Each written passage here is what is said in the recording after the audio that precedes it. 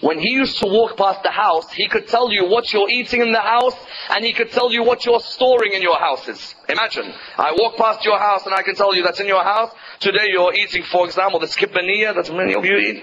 Yes, you're eating this, and you're also eating rice and curry. أُنَبِّئُكُمْ بِمَا تَأْكُلُونَ وَمَا تَدَّخِرُونَ فِي بُيُوتِكُمْ. I can tell you what you store and what you eat in your houses. Number one, here you find a prophet who was given this ilm al-ghayb. I can't just go past anyone's house and tell them what they're eating. But Nabi Isa was given that gift. Number one. Number two, we find, for example, Nabi Sulaiman is given ilm al-ghayb. What type of ilm al-ghayb? He is given the knowledge of what? Nabi Sulaiman is able to speak with the animals. He's able to speak with the world of the ants. As a normal human being, I can't speak to the animal world. Yet Allah, we know He knows everything about His creatures and their every movement. As Ali ibn Musa al-Rida told al-Ma'mun, your Lord even knows the ant, the black ant, in the black night, in the darkest of the black and the most pitch of sounds. Allah knows the movement. He shows us that some of this knowledge of the unseen I have given to Sulaiman. As is per the famous story which I have narrated to some of you before, and many of you have heard about Nabi Sulaiman, that one day he walks past the valley of the ants, and he hears the ants speaking. And this is all in the Quran, Surah 27, it's all there in the Quran. He hears the valley of the ants, and he hears the chief of the ants speaking. And what does the chief of the ants say? The chief of the ants says, "Oh ants, hide in your houses, for Sulaiman and his army are walking past, they are going to crush you." What does Nabi Sulaiman do? Nabi Sulaiman, he picks up the ants. He says, "Oh ants, I'm a prophet of God. Do you really think I'm going to crush you? Do you think I'm going to crush one of the creatures of God?" To which the ant replies quite beautifully that I wasn't scared you were going to crush them physically. I was scared you were going to crush them emotionally. That if they saw how great your kingdom is, they may complain to Allah subhanahu wa ta'ala.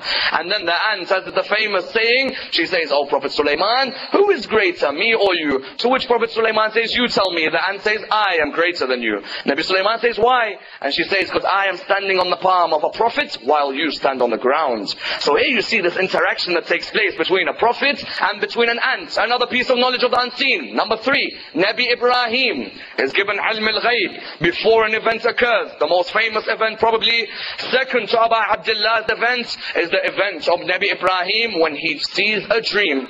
قال يا بني إني أرى في المنام. Look how Allah gives him ilm al-ghayb. Where? In his dream. It shows you ilm al-ghayb can be from an angel or also from a dream.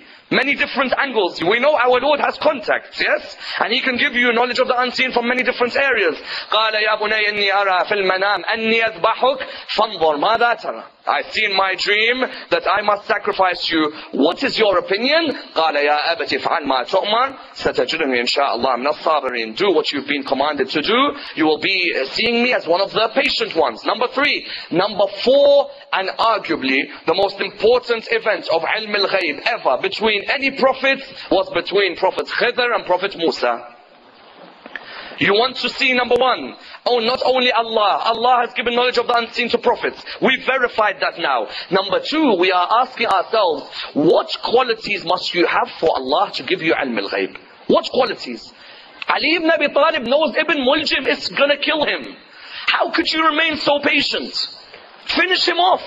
Abu Abdullah knows Karbala is where he's going to die. Why not move away? Go somewhere else. What qualities do you need for Allah to give you ilm al-ghayb in order that you are able to protect His message? Khidr, when he met Musa, he explained it all to him. Because Nabi Musa, he had a great amount of knowledge. Yet, for a moment, he thought he had more knowledge than anyone else. So what did Allah subhanahu wa ta'ala say to him? He said, "Musa, go and find someone who has more knowledge than you." Nabi Musa said, "I'm going to go and I'm going to find this person. Because if Allah is telling me He has more knowledge than me, and He's ordering me to look for Him, there must be great wisdom in this person's character." Nabi Musa goes and he runs around, he's trying to find who is this person. He says, "Wallah, till the end of my life, I will not stop until I find this person." Who does he see? He sees Prophet Khidr. And he sees Prophet Khidr there, and Nabi Musa comes with one of his awsiya, Joshua the son of Nun. He comes with him, and when he comes with him, he says to him what? He says that I have come here to gain knowledge with you. Do you know what Prophet Khidr replies to him? He says, "You don't have the patience to come where I go. No, I've come to gain knowledge from you. Give me knowledge. You don't have the patience for me to show you what I'm going to show you."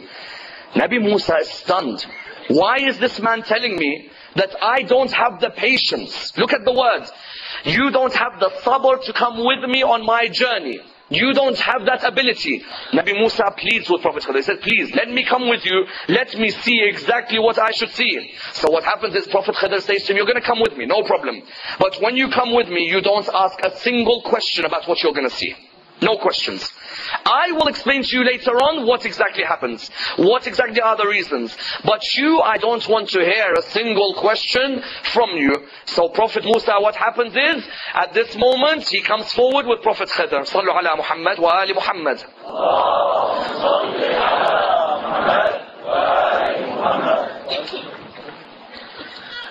Sallu ala Muhammad wa ali Muhammad.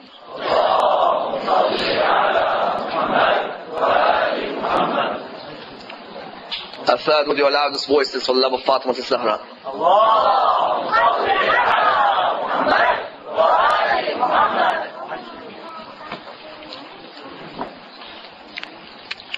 Muhammad wa ali Muhammad.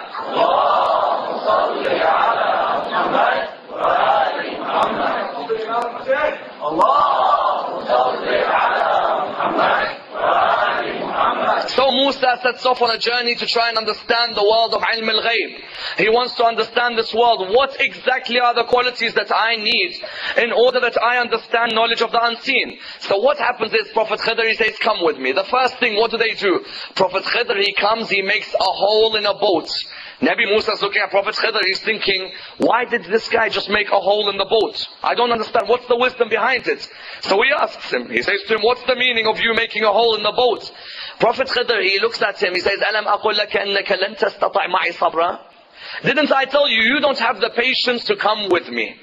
Prophet Musa at this moment, he said, no, okay, no problem. I'm wrong on this first account. Let me continue with you on the journey to understand what is Ilm al-Ghayb. In the second place, what does Nabi Khidr do? Prophet Khidr, he comes forward and he kills a young boy. Now Nabi Musa said, okay, we let go of the boat, no problem, make a hole in a boat. But coming to kill a young man, where would anyone come with a reason to explain killing a young man? At this moment, he says to him, come on, explain to me, how could you kill that young guy? He is innocent. He says, أَلَمْ أَقُلْ لَكَ أَنَّكَ لَن تَسْتَطِعْ مَعِي صَبْرًا? Didn't I tell you, you don't have the patience to come with me on my journey? Nabi Musa at this moment said, okay, one more chance, just one more, let me just come with you.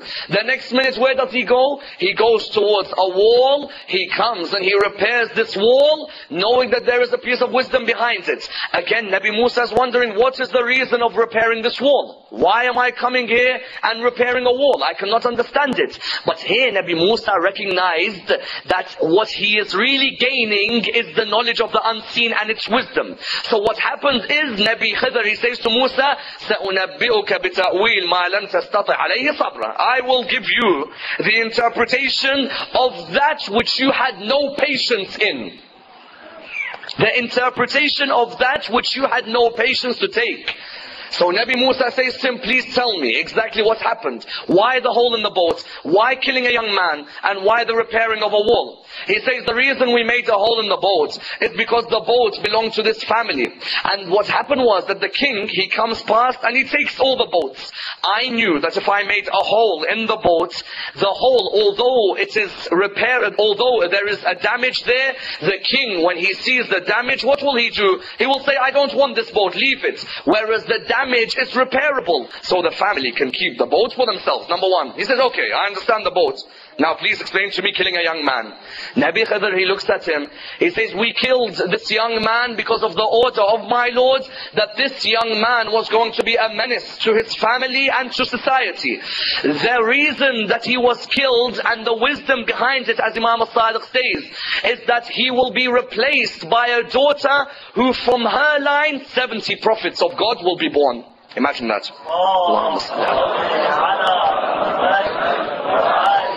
I've seen a prophet of God, I've seen him kill someone, yet I can't see the wisdom. Yet if I truly believe that every action from my Lord has wisdom, then I would know that definitely there is something I cannot see. Musa recognized that this daughter who will come, 70 prophets will be from her line.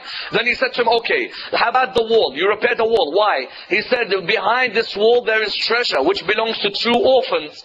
The king would come and he'd usurp all the treasure that is there. repair. I took it upon myself to repair so that this treasure remains for these two orphans. So he said to him, he said, Musa, I want you to do something. He said, Musa, look at the seagull. He said, I can see it. He said, Musa, look at the seagull as it enters the sea. He says, I can see it. He says, Musa, look at the seagull within the sea. He says, I can see it. He says, Musa, look at the seagull as it leaves the sea. He says, I can see it. He says, Musa, look at the drops of water from the beak of the seagull. He says, I can see them. He says, Musa, do you know what they mean? He says, no, please tell me. He says, the drops of water in ratio to the sea is our knowledge in ratio to Allah subhanahu wa ta'ala. Look at that point. He said, Musa, there are some things which I know, which you do not know. And there are other things which you know, which I do not know. But above everyone with knowledge is the all-knowledgeable Creator.